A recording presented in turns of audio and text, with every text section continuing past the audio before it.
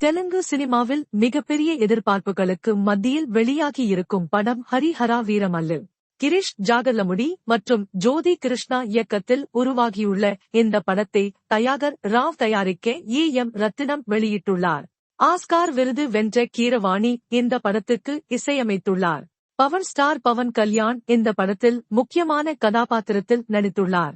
மேலும் இந்த படத்தில் நிதி அகர்வால், பாபி தியோல், நாசர், சத்யராஜ், ஈஸ்வரி ராவ், சுனில், ஐயப்ப சர்மா, ஆதித்யா மேனன், பூஜிதா ஆகியோர் நடித்துள்ளனர்.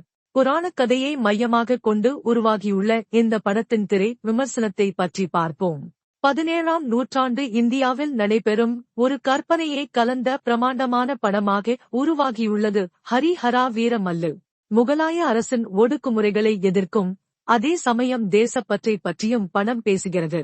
சிறுவயதில் அரசர்களின் ஒடுக்குமுறையால் மக்கள் பாதிக்கப்படுவதை கண்டு வீர மல்லுவாக உயர்ந்து அதிகாரத்தையும் அநீதியையும் எதிர்த்து தர்மத்தை காப்பாற்றுகிறார் கதாநாயகன். கோஹினூர் வைரமும் இந்த கதையின் ஒரு பகுதியாக இணைகிறது. ஹரிஹரா வீர மல்லு முழு படத்தையும் பவன் கல்யாண் தனது தோள்களில் தாங்கி நிற்கிறார். ஆக்சன் காட்சிகளிலும் எமோஷனல் காட்சிகளிலும் தான் ஒரு சிறந்த நடிகர் என்பதை நிரூபித்துள்ளார் பவன் கல்யாண். இருப்பினும் திரைக்கதை மற்றும் கதையில் உள்ள பிரச்சனையால் அவரது நடிப்பு சில இடங்களில் தொய்வாக உள்ளது.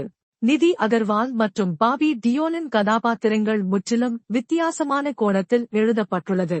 இது கதைக்கும் ஒரு விதத்தில் உதவுகிறது. படத்தில் உள்ள மற்ற கதாபாத்திரங்கள் அனைவரும் இயக்குனர் சொன்னதை சரிவர செய்து உள்ளனர். படத்தின் முதல் பாதி சுவாரஸ்யமாகவே செல்கிறது. படத்தின் இசை மற்றும் பின்னணி இசை ஆஸ்கார் விருது வென்ற கீரவாணி மூலம் சிறப்பாக அமைந்துள்ளது. பாடல்கள் சில இடங்களில் படத்தின் எமோஷனை உயர்த்தியுள்ளன. ஆனால் விஎஃப்எக்ஸ் மற்றும் கிராபிக்ஸில் காட்சிகள் படத்தில் முக்கிய பிரச்சனையாக உள்ளது. பல இடங்களில் நம்மை கதையை விட்டு இவை வெளியே கொண்டு செல்கின்றன. குறிப்பாக இரண்டாம் பாதியில் கிராபிக்ஸ் சம்பந்தப்பட்ட காட்சிகள் அனைத்துமே சுமாராக இருந்தது. இது படத்தின் முழுமையான வரலாற்று உணர்வை பாதித்தது. அதேபோல இரண்டாம் பாதியில் பல காட்சிகள் அவசரமாக முடிக்கப்படுவது போல தோன்றுகிறது. தமிழில் சில காட்சிகளில் டப்பிங் மற்றும் லிப்சிங் பிரச்சனையும் உள்ளது. மொத்தத்தில் ஹரிஹரா வீர மல்லு முதல் பாதையில் கொடுத்த சுவாரஸ்யத்தையும் எதிர்பார்ப்பையும் இரண்டாம் பாதியில் கொடுக்க தவறி உள்ளது. வரலாற்று பின்னணி கொண்ட கதையை அதிகம் விரும்பி எதிர்பார்ப்புடன் செல்பவர்கள் ஏமாற்றம் அடையலாம். ஹரிஹரா வீரமல்லு ஒரு சராசரி வரலாற்று ஆக்ஷன் படமாக அமைந்தாலும் பவன் கல்யாண் ரசிகர்களுக்கு இது ஒரு தீபாவளி கொண்டாட்டம்தான்.